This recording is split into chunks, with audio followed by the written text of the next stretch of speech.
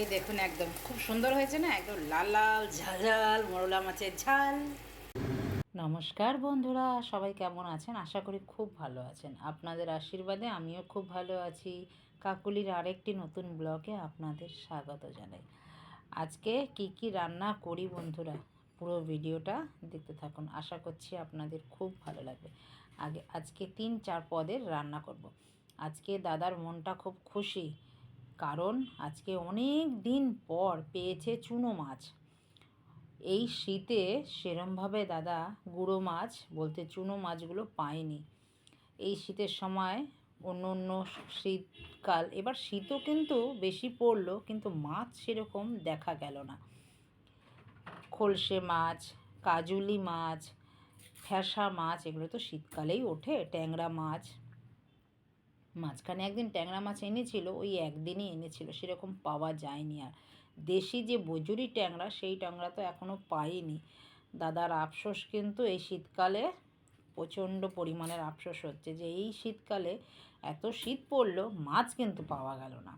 তো আজকে কিন্তু সেই খুশি আছে, আজকে পেয়েছে জ্যান্ত জ্যান্ত একদম মোরলা মাছ।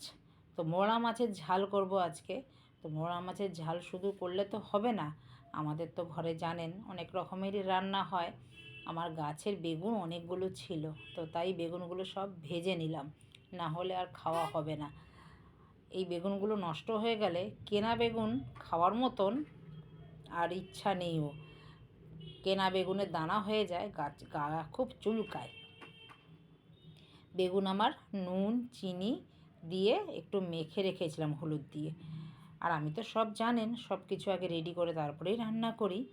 তো ভেজে নিলাম বেগুনগুলো বেশ লাল লাল করে, বেশ কড়া করে। এই বেগুন ভাজা খেতে খুব ভাল লাগে। আর এখানে একটু ভেজে নিচ্ছি ফুলকপি। ফুলকপিগুলো ভেজে তুলে রাখলাম বড়া করব বলে। সন্ধেবেলা মেয়ে বলেছে ফুলকপি বড়া দিয়ে যে চাইনিজ আমি বানাই, এরকম বড়া যেমনি বানান সেইভাবেই আমি এই রেসিপিটাও আপনাদের সাথে পরে শেয়ার করব। আর্ধেক আর্ধেক করে একটা গোটা ফুলকপি পুরো সেদ্ধ করে একটু ভাপিয়ে নিয়েছি, তো ভেজে তুলে নিলাম, যেহেতু তেল ছিল বলেই ভেজে তুলে রেখে দিলাম। আর এইখানে দিয়ে দিলাম ওই কড়াইয়ের মধ্যে তেল, আর একটুখানি মোরলা মাছে তেল একটু লাগে। মোরলা মাছ ধুইয়ে বেশ ভালো করে একটু তেল আর একটু হলুদ নুন মেখে রেখে দিয়েছি। এবার ঝাল ঝাল লাল লাল করে মোরলা মাছ আজকে রান্না করব। ছোট মাছ একটু ঝাল দিলে ভাল লাগে, ওই জন্য চলে এসেছি বাগানে।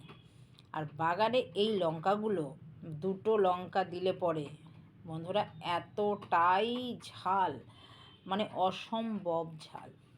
এই ঝাল লঙ্কা খেতে পারি না বলেই এই লঙ্কাগুলো কিন্তু লাল লাল হয়ে হয়ে গেছে। কাঁচা থাকতেও খেতে পারিনি। আজকে এই যেহেতু মোরলা মাছ বানাচ্ছি বলে একটু ঝাল ঝাল লাগে, তো তার জন্য তুলে নিলাম। আর এখানে কয়েকটা ধনে পাতাও তুলে নিই। অনেক ধনে পাতা হয়েছে, অনেক দিন খেয়েছিও, এখনও অনেক আছে।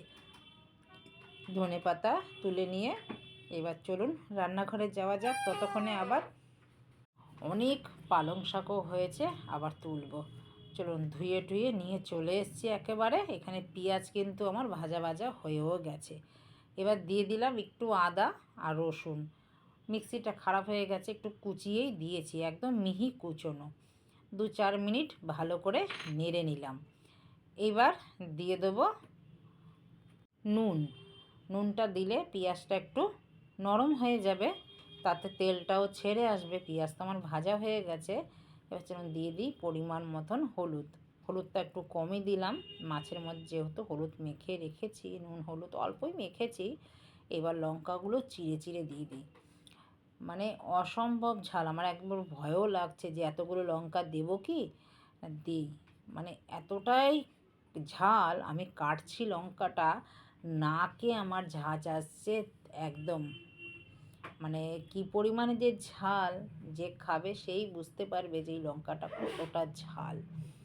তো লঙ্কাও আমি দিয়ে দিলাম। এবার ভালো করে একটু নাড়াচাড়া করে নেব। এইবার দিলাম একটু হাত ছেটানো জল, মশলাটা যেন একটু কাই কাই হয়। মশলাটাও ভালো করে বেশ ভাজা ভাজা হয়ে যাবে। কুচি করে টমেটো কেটে রেখে দিয়েছি। এবার মশলা কিন্তু আমার একদম কষানো হয়ে গেছে। এবার টমেটো দিয়ে দেবো। আমরা কিন্তু এই মোরলা মাছ এইভাবেই খাই, অনেক সময় আবার ডাঁটা দিয়ে খাই। আর একটু গরম যখন পড়বে তখন ডাঁটা বেরোবে, সুরেশ্বরের ডাঁটা বেশ মোটা মোটা, সেগুলো একদম ঝিরিঝিরি করে কেটে সেই ডাঁটা দিয়েও কিন্তু আমরা খাই, জানেন। এবার একটু দেব ধনে পাতা, গাছের যে ধনে পাতা কেটে নিয়েছি। কি যে গন্ধ, একটা আলাদাই একটা সেন্ট এই গাছের ধনে পাতাগুলো দিয়ে দিলাম। দেখুন আমার কিন্তু পুরো মশলা কষানো। শুধু না, এই মশলাটা দিয়েও না গরম গরম ভাত খেতে খুব ভাল লাগে এইরকম মশলা দিয়ে। এবার মাছগুলো ওপর থেকে ভালো করে বিছিয়ে দেব। মাছগুলো দিলে পরে তো বেশি নাড়া যাবে না, মোরলা মাছ একদম জ্যান্ত টাটকা, মাছগুলো ভেঙে যাবে না হলে বেশি। আমরা তো বেশি ভাজি না, অনেকে দেখি মোরলা মাছ একদম কড়া করে ভেজে রান্না করে। আমি কড়া করে ভেজে রান্না করি না। অনেক সময় যেটা ভাজা খাই সেটা আমি একদম কড়া করে ভেজে নিই, বেশি করে তেল দিয়ে। সেটা কিন্তু খেতেও ভালো লাগে, আর এরকমভাবেও কিন্তু খেতে খুব ভালো লাগে। একদিন এইভাবে খেয়ে দেখবেন, যারা আমার ভিডিওটা দেখছেন তাদের ভালো লাগবে, খেতে দেখবেন। আর এইভাবে মোরলা মাছ খেলে শরীরের পক্ষেও কিন্তু ভালো। ছোটো মাছ খাওয়া কিন্তু খুবই ভালো, চোখের জ্যোতি বাড়ে, শুনে এসছি এগুলো। চলুন আমি এবার ঢেকে দেব। এই 2 থেকে 4 মিনিট এটা ঢেকে দেব, আমার কিন্তু হয়ে যাবে। আর এর মধ্যেই থাকবে, দেখুন জল ছেড়েছে, যেই ঢেকে দিয়েছি জল ছেড়ে গেছে। এবার হালকা করে নিচ থেকে একটু নেড়ে দেবো। নেড়ে দেওয়ার পরেই কিন্তু এটা হয়ে যাবে। দেখুন আর বেশিক্ষণ আর লাগবে না। মাছ কিন্তু একটাও আমার ভাঙেনি। চলুন আমার মাছ হয়ে গেল। এইভাবে আপনারা বানিয়ে খেতে পারেন, আশা করছি আপনাদেরও খুব ভালো লাগবে। তো ভিডিওটাও আমি এখানে রাখছি, দেখা হচ্ছে পরবর্তী ভিডিওতে। সবাই ভালো থাকবেন, সুস্থ থাকবেন। আর ভিডিওটা যদি কোথাও ভালো লেগে থাকে, লাইক কমেন্ট শেয়ার করে চ্যানেলটিকে সাবস্ক্রাইব করে আমার পাশে থাকার অনুরোধ রইল। দেখা হচ্ছে আবার নতুন একটি ব্লগে নতুন কিছু নিয়ে। সবাই সুস্থ থাকবেন, ভালো থাকবেন। নমস্কার, টাটা।